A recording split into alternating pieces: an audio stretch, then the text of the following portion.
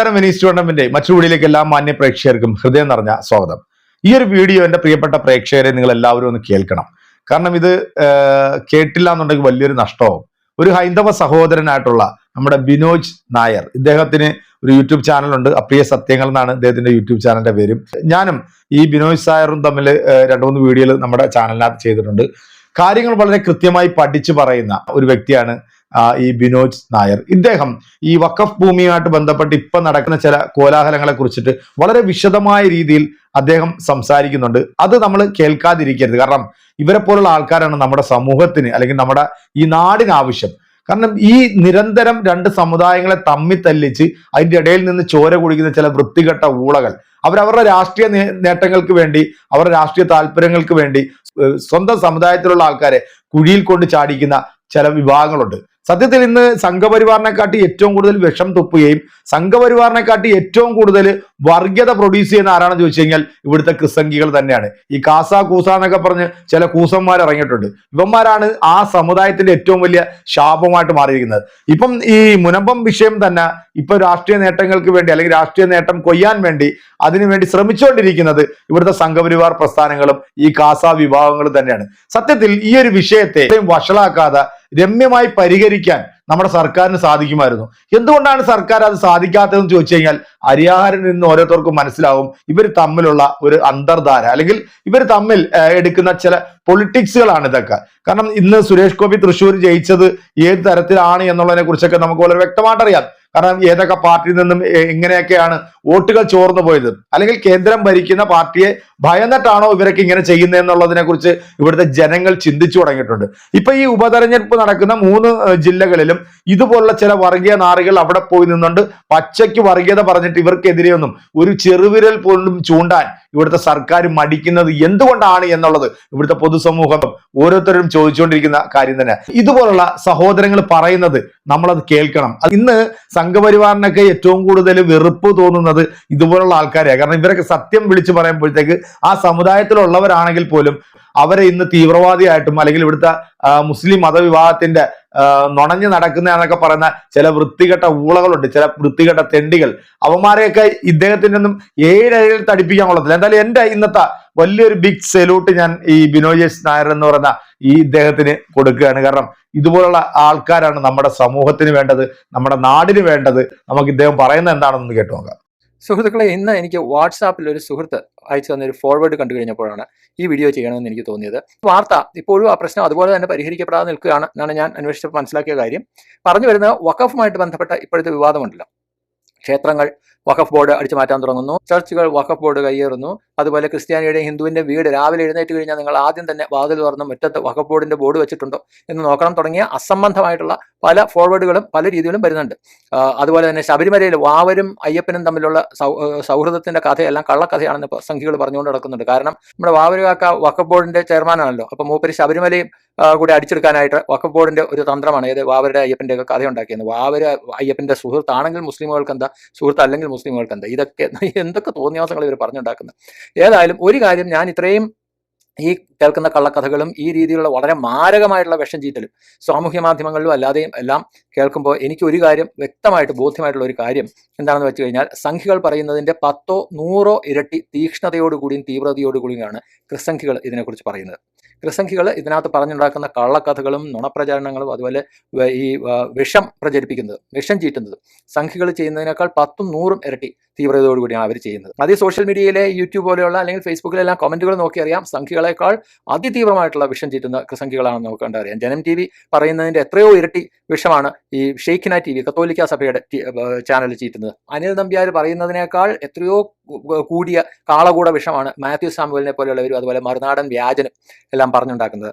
ഇത് മുസ്ലിമുകൾ സർവത്ര, നാട്ടിലുള്ള മുസ്ലിമുകളും അവരുടെ പള്ളി കമ്മിറ്റിക്കാരും പള്ളി മഹല്ല് കമ്മിറ്റിയും എല്ലാം ഇങ്ങനെ കയ്യേറ്റക്കാരാണ്. ഹിന്ദുവിൻ്റെയും ക്രിസ്ത്യാനിയുടെയും ഭൂമി അടിച്ചു മാറ്റുക മാത്രമാണ്, ബാക്കിയുള്ളവർക്കൊന്നും ജീവിക്കാൻ നിവൃത്തിയില്ല. വഖഫ് ബോർഡ് എന്ന് പറഞ്ഞു കഴിഞ്ഞാൽ മുഴുവൻ കയ്യേറ്റം മുതലാണെന്ന്. ഏത് മുസ്ലിമുകൾ കഷ്ടപ്പെട്ട് പാടുപെട്ട് അധ്വാനിച്ചുണ്ടാക്കിയ പണം അവരുടെ സമുദായത്തിന്റെ നന്മയ്ക്ക് വേണ്ടി അവരുടെ പണം എടുത്ത് ചെലവാക്കുന്നതാണ് ഈ വഖഫ് എന്ന് പറയുന്നത്. അതായത് ഹിന്ദുവിനും ക്രിസ്ത്യാനിക്കൊക്കെ ഇതിലെന്താണ് നഷ്ടം? എനിക്ക് എത്ര വീഡിയോ കാണുന്ന ആളുകൾ ആളുകളുണ്ടല്ലോ, നിങ്ങളുടെ ഈ ജീവിതകാലത്ത് നിങ്ങളുടെ ഏതെങ്കിലും ഭൂമി വഖഫ് ബോർഡ് അടിച്ചുകൊണ്ട് പോയിട്ടുണ്ട്? വഖഫ് ബോർഡ് തട്ടിയെടുത്ത മുതൽ അല്ലെങ്കിൽ ഭൂമിയുള്ള അല്ലെങ്കിൽ സമ്പത്തുള്ള ആ എന്തെങ്കിലും കഥ പറയാനുള്ള സ്വന്തം അനുഭവത്തിൽ പറയാനുള്ള എത്ര പേരുണ്ടാവും? ആരും തന്നെ ഉണ്ടാവില്ല. കാരണം നമുക്കറിയാവില്ല ഇപ്പൊ ഈ വഖഫ് ബോർഡിന്റെ ഇപ്പോഴത്തെ പ്രശ്നം ഉണ്ടായി വരുന്നത് എങ്ങനെയാണ്. കേന്ദ്ര സർക്കാർ, നരേന്ദ്രമോദിയുടെ സർക്കാർ കൊണ്ടുവരുന്ന വഖഫ് അമെൻമെന്റ് ബില്ല് കൊണ്ടുവരുന്നുണ്ട്. അതിനുവേണ്ടി നിലമൊരുക്കാനുള്ള ഒരു തത്രപ്പാടാണ് ഇപ്പോൾ ഈ കാണിക്കുന്ന മുഴുവൻ. ഇവർ പറയുന്ന പോലെ വഖഫ് ബോർഡ് എന്ന് പറഞ്ഞു കഴിഞ്ഞാൽ കാട്ടാളന്മാരാണ് അതിനകത്തിരിക്കുന്നത്, ഹിന്ദുവിനെയും ക്രിസ്ത്യാനികളെയും പിടിച്ചു വിഴുങ്ങാൻ ഇരിക്കുന്ന രാക്ഷസന്മാരാണ് അതിനകത്തിരിക്കുന്നത് എന്ന് പറഞ്ഞുണ്ടാക്കി ഈ കള്ളക്കഥകൾക്കും ഈ നെഗറ്റീവിനും എല്ലാം കുറച്ച് ക്രെഡിബിൾ ആയിട്ടുള്ള കുറച്ച് സ്റ്റോറീസ് സൃഷ്ടിക്കുക, അത്രമാത്രമേ ഉള്ളൂ. അല്ലെങ്കിൽ എത്ര ഹിന്ദുക്കളുടെയും എത്ര ക്രിസ്ത്യാനികളുടെയും ഭൂമി വഖഫ് ബോർഡ് പിടിച്ചെടുത്തിട്ടുണ്ട് നമുക്കറിയില്ല. ഈ അടുത്ത ഇടയ്ക്കൊന്നും നമ്മൾ കേട്ടിട്ടില്ല. ഇപ്പോൾ നമ്മൾ സ്ഥിരമായിട്ട് നമ്മൾ എപ്പോഴും പറയുന്ന ആ സംഘപരിവാറിന്റെ ഒരു സ്ട്രാറ്റജി ഉണ്ട്, ഈ ഓടുന്ന നായക്ക് ഒരു മുഴ മുമ്പേ എറിയാന്ന് പറയുന്നത്. അല്ലെങ്കിൽ നമുക്ക് വിളിക്കാവുന്നത് ഈ മാലക്കള്ളൻ സ്ട്രാറ്റജി എന്നാണ്. മാലക്കള്ളൻ നമുക്കറിയാവില്ല, ഈ ഉത്സവപ്പറമ്പിലെ മാലക്കള്ളൻ എങ്ങനെ മാല മോഷ്ടിച്ചുകൊണ്ട് പോകുന്ന ഓടുന്ന കള്ളൻ തന്നെയാണ് കള്ളൻ എന്ന് വിളിച്ചുകൊണ്ട് ഓടുന്നത്. അപ്പൊ നാട്ടുകാർ വേറെ വല്ലവരും പറയും പൊക്കോളൂ, ഇവൻ രക്ഷപ്പെടുകയും ചെയ്യും. ഇത് തന്നെയാണ് ഇതിനകത്തുള്ള സംഘികളുടെയും സ്ട്രാറ്റജി. ഇവ സത്യങ്ങളല്ലേ? അതുകൊണ്ട് ഞാൻ ചോദിക്കുകയാണ്, ഇന്ത്യ മഹാരാജ്യത്ത് ഏത് മതക്കാരാണ് മറ്റൊരുത്തന്റെ ആരാധനാലയം കയ്യേറി അത് തല്ലിപ്പൊളിച്ച് സ്വന്തം ആരാധനാലയം നിർമ്മിച്ച ഒരേ ഒരു വർഗ്ഗമല്ലേ ഉള്ളൂ? അത് ഈ പറയുന്ന സംഘപരിവാറുകാരല്ലേ? അല്ലെങ്കിൽ ഈ മതേതര ഹിന്ദുക്കൾ ഇപ്പൊ അതിന് കൂട്ടുവാണല്ലോ അല്ലെ? ഈ പറയുന്ന ഹിന്ദുക്കളല്ലേ ഈ രീതിയിലുള്ള ഒരു പരിപാടി കാണിച്ചിരുന്നത്? അല്ലാതെ ഈ മുസ്ലിമുകൾ ഏതെങ്കിലും ഹിന്ദു ക്ഷേത്രം കയ്യേറി അത് തല്ലിപ്പൊളിച്ച് അവിടെ പള്ളി പണിതിട്ടുണ്ടോ? ഇല്ലല്ലോ. എന്നിട്ട് ഇപ്പൊ കുറ്റം ആർക്കാ? കുറ്റം എപ്പോഴും മുസ്ലിമുകൾക്കല്ലേ. പക്ഷെ നമ്മുടെ മുന്നിലുള്ള തെളിവുകൾ ആര്യതായിട്ടാ. ഇപ്പൊ അതാ സംഘപരിവാറിന് മതിയായിട്ടില്ലല്ലോ. അയോധ്യ കയ്യേറി അവിടെ പള്ളി പണിതു, അവർ ഇനിതാ കാശി മധുര ബാക്കി എന്ന് പറയുന്നത്, അതുകൂടെ കയ്യേറണം. കുത്തബ് മിനാറിന്റെ അടിയിൽ ശിവലിംഗമുണ്ട്, പിന്നെ എന്താണ് താജ്മഹലിന്റെ അടിയിൽ വേറെ ഏതോ ദൈവം ഒളിച്ചിരിപ്പുണ്ട് എന്നൊക്കെ പറഞ്ഞിട്ട് ഓരോ ഈ മുസ്ലിമുകളുടെ ഓരോ ആരാധനാലയമോ അല്ലെങ്കിൽ അവരുടെ ഏതെങ്കിലും ഒക്കെ ഹിസ്റ്റോറിക്കൽ മോണുമെന്റ്സിന്റെ എല്ലാം താഴെ ശിവലിംഗം അല്ലെങ്കിൽ ശ്രീരാമനുണ്ട്, ഏതെങ്കിലും ഒരു ദൈവം ഉണ്ടെന്ന് പറയുന്ന ആരാ? ഇവർ തന്നെ സംഘപരിവാറുകാരല്ലേ. പക്ഷെ കുറ്റം ആരാ? കയ്യേറുന്നു എന്ന് പറഞ്ഞ കുറ്റം ആരുടെയാ? മുസ്ലിമുകളുടെ തല വെച്ച് കൊടുക്കുന്നു. ഇത് തന്നെ സംഖ്യകളുടെ കാര്യവും ഞാൻ പറയാം. ഈ നാട്ടിലുള്ള മലയും കാടും കടലും എല്ലാം വെട്ടിപ്പിടിച്ച് അവിടെ മുഴുവൻ കുരിശ് നാട്ടി ഈ സംഘപരിവാറുകാർ തന്നെ വിളിക്കുന്നവരാരാ? കുരിശ് കൃഷിക്കാരെന്നാ. എന്തുകൊണ്ടാണ് കുരിശ് കൃഷിക്കാരെന്ന് വിളിക്കുന്നത്? നാട്ടിലെ കാടായ കാട്, മല, അതുപോലെ കടൽ തീരം എല്ലാം കയ്യേറി അവിടെ കുരിശ് നാട്ടുന്ന പരിപാടി ആർക്കാ ഉള്ളത്? മുസ്ലിമുകൾ എന്തെങ്കിലും അത് ചെയ്യുന്ന അല്ലെങ്കിൽ ഏതെങ്കിലും പള്ളിക്കാർ ചെയ്യുന്നതായിട്ട് നിങ്ങൾ കണ്ടിട്ടുണ്ടോ? നമുക്കറിയാമല്ലോ. എന്താ സ്ഥലത്തിന്റെ പേര്? മതികെട്ടാൻ മല. മതികെട്ടാൻ മലയിൽ ശ്രീരാം വെങ്കിട്ടരാമനെ നമ്മൾ ആദ്യമായിട്ട് കേൾക്കുന്ന എപ്പോഴാ? ഈ കുരിശ് കൃഷി ചെയ്തത് അല്ലെങ്കിൽ കുരിശ് നാട്ടിയത് മൂപ്പര് ഇടിച്ചു പൊളിച്ച് കളഞ്ഞപ്പോഴല്ലേ? തന്നെയാണ് ഞാൻ പറയുന്നത്. ഇത് മാത്രമാണോ ഈ മുസ്ലിമുകളുടെ പേരിൽ ആരോപിക്കുന്ന എല്ലാ വൃത്തികേടുകളും? ഇത് മറ്റുള്ളവർ അവർ ചെയ്യുന്നത് തന്നെ ഇങ്ങോട്ട് തിരിച്ചു വയ്ക്കുകയല്ലേ? ഇപ്പൊ നിർബന്ധിത മതമാറ്റം എന്ന് പറഞ്ഞു. ഇപ്പൊ വടക്കേ ഇന്ത്യ എന്ന് പറഞ്ഞു കഴിഞ്ഞാൽ ഇപ്പൊ ജാർഖണ്ഡ് പോലെയാണ്, ഛത്തീസ്ഗഡ് പോലെയാണെങ്കിലും ഒറീസ പോലെയുള്ള സ്ഥലങ്ങളിലെല്ലാം ഉള്ളിലേക്ക് പോയി കഴിഞ്ഞാൽ ആദിവാസി പ്രദേശങ്ങളിലെല്ലാം മതം മാറ്റുന്ന ആരാ? ഞാൻ മതം മാറുന്നതിന് ഞാൻ അങ്ങനെ എതിരൊന്നും അല്ല. കാരണം സ്വന്തം ഇഷ്ടപ്രകാരം ആരെങ്കിലും മതം മാറുകയാണെങ്കിൽ നമുക്ക് ഭരണഘടന മൂലം നമുക്ക് അതിനെ എതിർക്കാനൊന്നും പറ്റില്ല. എല്ലാവർക്കും സ്വാതന്ത്ര്യമുള്ള. പക്ഷേ മതം മാറ്റുകയും എന്നിട്ട് ബാക്കിയുള്ള ഒരു തെറ്റും ചേർത്ത് മുസ്ലിമിന്റെ തലയിലേക്ക് ആടി കയറുകയും ചെയ്യും. അത് കാണുമ്പോഴാണ് നമ്മൾ പറഞ്ഞത്. അല്ലെങ്കിൽ ഇത്രയും കാലം ഞാൻ ഇതിനെക്കുറിച്ച് കൊല്ലം മിണ്ടിട്ടുണ്ടോ? ഇന്ത്യയുടെ നോർത്ത് ഈസ്റ്റ് മുഴുവൻ ക്രൈസ്തവൽക്കരിച്ചിരിക്കുന്ന ആരാ? അപ്പൊ സംഘപരിവാർ അതിനെക്കുറിച്ച് മിണ്ടില്ല. എന്നിട്ട് ഗോവ ഗവർണർ നമ്മുടെ ശ്രീധരൻ വെള്ളച്ചാട്ടൻ എന്താ? ഗോവയിൽ ഇത്രയും ക്രിസ്ത്യൻ ഭൂരിപക്ഷം വന്നത് എങ്ങനെയാണെന്നുള്ളത് ശ്രീധരൻ വെള്ളച്ചാട്ടൻ അന്വേഷിക്കില്ല. കാരണം എന്താ? ക്രിസ്ത്യാനികളുടെ വോട്ട് വേണം അല്ലെ? എന്നിട്ട് അവിടെ ചെന്നിട്ട് പറയുന്നത് മുസ്ലിമുകളുടെ എണ്ണം കൂടുന്നതിനെ കുറിച്ച് നമുക്ക് ഗവേഷണം നടത്തണമെന്ന്. എത്ര നാണമില്ലാത്ത വർഗ്ഗങ്ങളാണെന്ന് ആലോചിച്ച് നോക്കി സംഘപരിവാറുകാർ. ഗംഭീരമായിട്ടുണ്ടല്ലേ ഈ ഒരു വീഡിയോ? എന്റെ പ്രിയപ്പെട്ട പ്രേക്ഷകരെ, നിങ്ങൾ കേട്ടിട്ടുണ്ടെന്നുണ്ടെങ്കിൽ ഈ ഒരു വീഡിയോ ഈ സംഘപരിവാറും ക്രിസ്സംഖ്യകളുടെ ഒക്കെ ഇടയിലേക്ക് ഇതൊന്ന് സെൻഡ് ചെയ്ത് കൊടുക്കണം. കാരണം അവരൊക്കെ ഇതൊന്ന് കേൾക്കട്ടെ.